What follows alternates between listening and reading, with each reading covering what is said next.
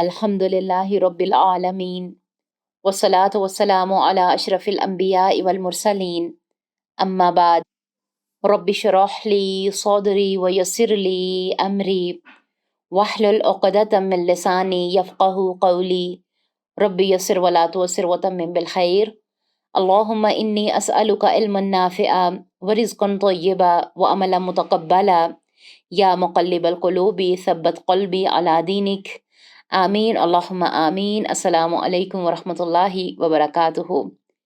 اللہ سبحانہ و تعالیٰ کی توفیق اور اللہ تعالیٰ کی رحمت کے ساتھ ہم اپنے لیسن سورت البقرہ کی آیت نمبر 130 کا آغاز کریں گے، اور الحمدللہ ثم الحمدللہ ہمارے جز نمبر 1 کا، پارے نمبر 1 کا، پارے نمبر 1 کا یہ آخری رکوع جسے ہم انشاءاللہ پڑھ رہے ہیں، اور اس کی آج آیت نمبر 130 کو انشاءاللہ ہم لیں گے، اس نیت کے ساتھ کہ اللہ تعالیٰ اسے ہمارے لیے پڑھنا، اس پر عمل کرنا اور عمل کے ساتھ اسے دوسروں تک پہنچانا آسان کر دیں، آمین اللہم آمین۔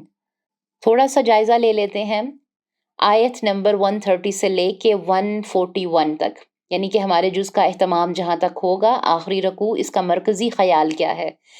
اب یہاں پر ہم دیکھیں گے کہ ہم اس پورے رکوع میں آگے جا کے بھی جو پڑھنے والے ہیں، اس میں نیتوں کا اور ارادوں کا محاسبہ ہے، جس کے بارے میں ہم بات کریں گے اور ہر آیت میں کریں گے۔ پھر آپ نے دیکھا ہوگا اور سنا ہوگا کہ لفظ ربانی، اس سے پہلے آپ نے سنا ہوگا، اب قرآن کے سفر میں یہ لفظ ہم بار بار سنیں گے کہ ربانی انسان کون سے ہوتے ہیں۔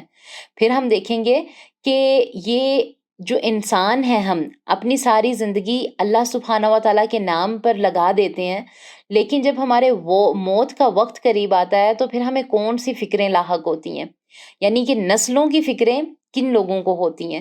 پھر اس کے علاوہ ہم جو اور چیز دیکھیں گے وہ ہوگی اخلاص پر بات، اور پھر ہم دیکھیں گے کہ نبیوں کی زندگی کیسی ہوتی تھی، کیوں ان کے بعد ان کی اولادیں دین کے کاموں میں بڑھ چڑھ کر حصہ لیتی تھیں۔ اس کی وجہ یہ ہے کہ انہوں نے اپنی زندگی میں ہی اپنی اولادوں کو یہ سب سکھا دیا تھا کہ جس سے اللہ کی رضا ملتی ہے۔ اور سب سے خاص بات نوٹ کر لیں جو اس دور میں ہمیں سمجھنے کی بہت ضرورت ہے، کہ جب دین سے اس کی روح نکل جائے تو لوگ فرقہ واریت میں پڑھ کر نفس کے بندے بن جاتے ہیں، اور نفس کا غلام اللہ کا غلام نہیں بنتا۔ یہاں پر اب اپنے سبق کا آغاز کرتے ہیں، آیت دیکھ لیں، اس کے بعد انشاءاللہ ترجمہ اور مختصر تزکیہ پہ انشاءاللہ ہم بات کریں گے۔ اعوذ باللہ من الشیطان الرجیم، بسم اللہ الرحمن الرحیم۔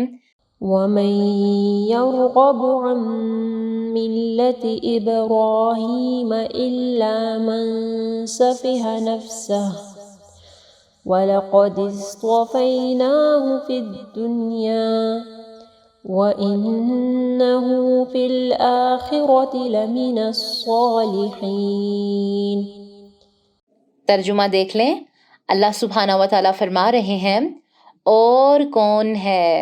سب دل کی گہرائیوں سے نا اس آیت کو سنیے گا اور خود سے ساتھ ساتھ سوال کیجئے گا، کہیں میں تو ایسی نہیں ہوں؟ تو سنیں، اللہ تعالیٰ فرما رہے ہیں، اور کون ہے جو ابراہیم کی ملت سے برغبتی کرے گا، سوائے اس کے جس نے اپنے آپ کو بے وقوف بنا لیا، اور بے شک ہم نے اسے دنیا میں چن لیا، اور بلا شبہ وہ آخرت میں یقیناً صالح لوگوں سے ہے۔ اللہ اکبر۔ یہاں پر دیکھیں، ایک ایک لفظ پہ انشاءاللہ غور کرنے کی کوشش کریں گے۔ سب سے پہلے دیکھیں کہ یہود و نصارہ نے ابراہیم علیہ السلام کی ملت سے بے رغبتی اختیار کی، اور یہودیت اور نصرانیت جیسی بدعات کو گڑھ لیا۔ اللہ تعالیٰ کی جانب سے جو تھا وہ ملت ابراہیم کی پیروی کا انہیں حکم تھا، لیکن انہوں نے خود کو یہودی اور نصارہ کہنا شروع کر دیا، یعنی کہ ہم یہودی ہیں اور ہم عیسائی ہیں، اپنے ان کو یہ نام دے دیے۔ اس وجہ سے اللہ تعالیٰ نے نبی صلی اللہ علیہ وسلم کو ملت ابراہیم پر اپنا نبی بنا کر بھیجا۔ یہاں پر دیکھیں، ملت ابراہیم سے مراد حضرت ابراہیم علیہ السلام کا طریقہ، یعنی خالص اور واضح اسلام اور اللہ تعالیٰ کی فرما برداری کا طریقہ ہے۔ ایک بات یاد رکھیں، کون اس پر عمل نہیں کرے گا؟ جو قربانی نہیں کرنا چاہتا، جو آخرت پر نظر نہیں رکھتا، جسے صرف دنیا پیاری ہے، وہ دنیا کے غموں میں رہنا چاہتا ہے، دنیا کی زندگی اس کے لیے اہم ہے، لوگ اس کو ماڈرن کہیں یہ دنیا میں ہی کامیابی چاہتا ہے۔ یہاں پر غور کریں کہ ایسے انسان کو نادان کہا گیا ہے، بے وقوف کہا گیا ہے۔ یہ لفظ قرآن میں آیا ہے، یہ ہمارے رب کا پیغام ہے، میرا یا آپ کا کہنا نہیں ہے۔ عقل مندی اور بے وقوفی کا فرق دیکھنا چاہتے ہیں تو یہ دیکھو کہ جس کی زندگی حضرت ابراہیم علیہ السلام کے طریقوں والی ہے وہی کامیاب ہے۔ اللہ اکبر۔ کون ابراہیم؟ امام الانبیاء۔ ہم پیچھے پڑھ کر آئے ہیں کہ حضرت ابراہیم سے نسبت ہر بڑے مذہب کی خواہش ہے۔ یہود و نصارہ سے لے کر مسلمان تک حضرت ابراہیم علیہ السلام کو اپنا پیغمبر سمجھتے تھے۔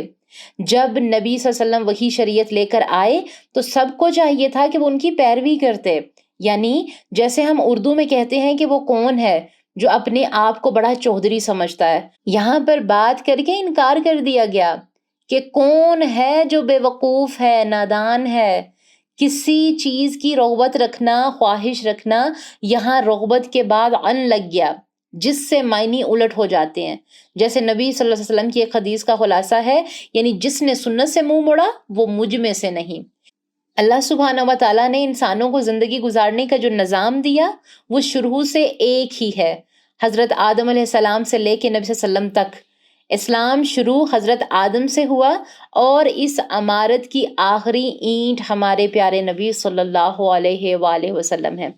سورۃ المائدہ کی آیت نمبر 3 میں آتا ہے، آج ہم نے تمہارے لیے تمہارا دین کامل کر دیا اور اپنی نعمتیں تم پر پوری کر دیں اور تمہارے لیے اسلام کو دین پسند کیا۔ اب قیامت تک کے لیے یہ چیز الحمدللہ سے مکمل ہے۔ ہمارے پیارے نبی صلی اللہ علیہ وسلم کے ذریعے سے اللہ تعالیٰ نے ہمیں ہر وہ چیز بتا دی جو کہ آنے والے وقت میں بھی ہوگی۔ اگر ہمارے نبی صلی اللہ علیہ وسلم کے سر سے کوئی پرندہ بھی گزرا ہے نا تو اس کے بارے میں بھی نبی صلی اللہ علیہ وسلم نے ہمیں بتا دیا، تو شک کی کوئی گنجائش ہی باقی نہیں رہتی۔ یہ تمام تر فرقہ واریت جو ہیں یہ ہمیں ختم کرنا پڑیں گے، ہمیں ان سے باہر نکلنا پڑے گا۔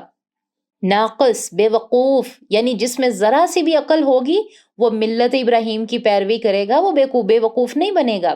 یہاں ہمیں ایک کرائٹیریا دیا جا رہا ہے کہ اگر تم کامیاب بننا چاہتے ہو تو حضرت ابراہیم علیہ السلام کے طریقوں پر عمل کرو۔ اب اگر ہم اللہ کی نظر میں اپنا مقام دیکھنا چاہتے ہیں نا تو یہ دیکھ لیں کہ ہم سنتوں پر کتنا عمل کرتے ہیں، ہم نبی صلی اللہ علیہ وسلم کی احادیث پر کتنا عمل کرتے ہیں، کیا حقیقت میں ہم عقل مند ہیں، کیا ہم نے ان طریقوں کو اپنایا ہوا ہے، ہماری زندگی کے طور طریقے کیا عقل مندوں والے ہیں۔ الا من صفح نفسہ، یعنی کہ صرف وہی شخص ہو سکتا ہے جس نے اپنے آپ کو جاہل رکھا، وہ خسارے کے سودے میں اپنے آپ کو بیچ ڈالا۔ اب آگے دیکھیں اللہ سبحانہ و تعالیٰ یہاں پر آگے کیا فرما رہے ہیں، وَلَقَدِ اصْطَفَيْنَاهُ فِي الدُّنْيَا، حالانکہ ہم نے، یعنی کہ کسے، حضرت ابراہیم علیہ السلام کو دنیا میں چن لیا تھا۔ اللہ سبحانہ و تعالیٰ ہمیں دنیا کے حالات کے بارے میں خبر دے رہے ہیں کہ میں نے حضرت ابراہیم علیہ السلام کو دنیا میں چن لیا، انہیں ایسے اعمال کی توفیق دی جن کی بنا پر وہ نیک لوگوں میں شامل ہوئے۔ سبحان اللہ۔ یہاں پر اب غور کریں کہ چناؤ سے ہمارے ذہن میں جو کیا آتا ہے، ایک وکٹری سٹینڈ آتا ہے، یعنی کہ کوئی کسی کو پرائز مل گیا، کسی نے کچھ ون کر لیا۔ یہاں پر دیکھیں وَلَقَدْ شدت کے لیے استعمال ہوا اور ہم نے چنا، ہم نے عزت دی۔ اور کیسے چنا؟ اللہ تعالیٰ نے حضرت ابراہیم علیہ السلام کی قربانیوں کو قبول کر لیا۔ اب مادی طور پہ تھوڑا سا غور کریں تو حضرت ابراہیم علیہ السلام کامیاب شخص نہیں تھے دنیاوی لحاظ سے، یہ یعنی کہ ایک دنیاوی معیار کے حوالے سے بات ہو رہی ہے کہ آج کل لوگوں کی سوچ کیسی ہے کہ کون سا شخص کامیاب ہے، جس کے پاس روپیہ پیسہ ہے، جس کے پاس بہت بڑا بنگلہ ہے، گاڑی ہے، بینک بیلنس بہت زیادہ ہے، سونے ہیں، جوہرات ہیں۔ آپ کسی بھی مجلس میں جاتے ہیں، آپ کسی کوئی شادی اٹینڈ کرتے ہیں، کوئی بھی کہیں پر بھی آپ کا جانا ہوتا ہے تو آپ کیا دیکھتے ہیں کہ فلاں نے کیسے کپڑے پہنے ہیں، اس کا زیور کتنا ہے، اس کی گاڑی کیسی ہے۔ یہ چیزیں ہمیں متاثر کرتے ہیں اور ہم کہتے ہیں کہ یہ بڑا کامیاب انسان ہے، یہ بڑا لکی ہے۔ لیکن اللہ سبحانہ و تعالیٰ کی طرف دیکھیں کہ ابراہیم علیہ السلام تو ساری زندگی اللہ کے لیے قربانیاں دیتے رہے، کبھی ادھر کبھی ادھر، اور ہر چیز کی قربانی، ماں باپ کی طرف سے، رشتہ داروں کی طرف سے، بیویوں کی طرف سے، بچوں کی طرف سے، ہر طرح کی قربانی۔ اللہ نے حضرت ابراہیم علیہ السلام کو چن لیا تھا۔ اللہ سے دعا کریں کہ اللہ تعالیٰ ہمیں بھی چن لے اور اگر اللہ ہمیں چنتا ہے نا تو یقین کریں کہ اس سے بڑی کوئی خوش قسمتی نہیں ہوگی دنیا میں. آپ کے پاس نہیں ہوگی اعلیٰ رہائش، فکر نہ کریں. نئی ڈیزائن کے کپڑے نہیں ہوں گے، فکر نہ کریں. زیورات نہیں ہوں گے، فکر نہ کریں. گاڑی نہیں ہوگی، فکر نہ کریں. کیونکہ اللہ جب آپ کو خوشخبریاں عطا کرے گا نا کہ میں نے چن لیا، تو وہ آپ کو سب کچھ دے گا. ہم میں سے کتنے لوگ ہیں جو لوگوں کی ہدایت کا باعث بننا چاہتے ہیں؟ کیا ہمارے پاس عقل ہے؟ ہم اس عقل کو دین کے لیے استعمال کرنا چاہتے ہیں؟ ہم تو کیا کہتے ہیں کہ ہم کچھ بھی نہ کریں، ہماری صلاحیتیں جو ہیں وہ کسی کام نہ آئیں، لیکن بس اللہ ہمیں چن لے، اللہ ہمیں جنت دے دے. جس بندے کو یہ احساس ہو جائے کہ اللہ نے میرا چناؤ اپنے دین کے کام کے لیے کر لیا ہے، وہ حقیقت میں اپنے اوپر رشک کرے گا. یہ سمجھنے کی بہت ضرورت ہے ہمیں. اور یہاں پر غور کریں، ہم نے جب اپنے سپارے کا آغاز کیا تھا تو رکوع نمبر 5 سے بنی اسرائیل کی بات شروع ہوئی تھی. اب یہاں پر بات ختم ہو رہی ہے کہ اصل کامیاب کون ہے. بنی اسرائیل کی بھی بات ہوئی، یہودیوں کی بات ہوئی، ہم پڑھ کے آئے پیچھے ان کے طریقے کیا تھے، آگے بھی جا کے انشاءاللہ پڑھیں گے. لیکن یہاں بتایا گیا کہ اصل کامیاب کون ہے. یہ پارہ نمبر 2 کے لیے ہمیں تیار کیا جا رہا ہے. اللہ تعالیٰ دیکھیں تو صحیح کیسے حکمت سے ہماری اصلاح کرتے ہیں. آپ کو احساس ہوگا کہ اللہ تعالیٰ نے ہمیں کیسے چن لیا ہے. اللہ آپ کو کہاں سے اٹھا کر کہاں لے جانا چاہتا ہے. اور اگر ابھی تک آپ نے ان تمام آیات کو مس کر دیا ہے نا، تو یقین کریں دوبارہ سے سفر کا آغاز کریں، جڑ جائیں دوبارہ سے، ابھی سے چھڑ جائیں. نیت کر لیں جو پچھلے لیسن ہے اس کو کور کرنے کی کوشش کریں. کیونکہ ہم کس لیے پڑھ رہے ہیں؟ تزکیہ کے لیے پڑھ رہے ہیں، غور و فکر کے لیے پڑھ رہے ہیں. قربانیاں کن کی قبول ہوتی ہیں؟ جو متقی لوگ ہوتے ہیں، جو پرہیزگار ہوتے ہیں، جن کی نظریں اللہ سبحانہ و تعالیٰ پر ہوتی ہیں، جو کام کرتے ہیں اللہ کی رضا کے لیے کرتے ہیں. ہماری زندگی سے قربانی کا ریچل بھی نکلتا جا رہا ہے کہ ہم کیا کرتے ہیں کہ بڑے سے بڑی قربانی دو، بڑا بیل دو، بڑی گائے دو، اچھا بکرا دو، لیکن ہمارے اس کے اندر وہ محبت، اخلاص، وہ ساری چیزیں نہیں دکھائی دیتی. اللہ سبحانہ و تعالیٰ دیکھیں تو صحیح کیسے ہمارے پردے رکھ رہے ہیں. پہلے دور میں کیا ہوتا تھا کہ جب کوئی قربانی کی جاتی تھی تو اس چیز کو ایک میدان میں رکھ دیا جاتا تھا، آسمان سے آگ آتی تھی اور جس کی قربانی قبول ہوتی وہ آگ اس کو کھا لیتی تھی، جس کی نہیں قبول ہوتی تھی وہ پڑی رہتی تھی. کبھی سوچیں تو صحیح کہ آج اگر ہماری قربانیاں ویسی ہوتی تو اللہ کی قسم ہماری قربانیاں ہمارے منہ پہ مار دی جاتی، کیونکہ ان کے اندر اخلاص ہی نہیں ہے. ہماری نمازیں خشوع سے خالی ہیں، ہماری قربانیاں خشوع سے، دردی ہمدردی سے، ہر چیز سے خالی ہیں. اللہ کی رضا ہی اس میں شامل نہیں ہے. اللہ نے ہمارے پردے رکھے ہوئے ہیں.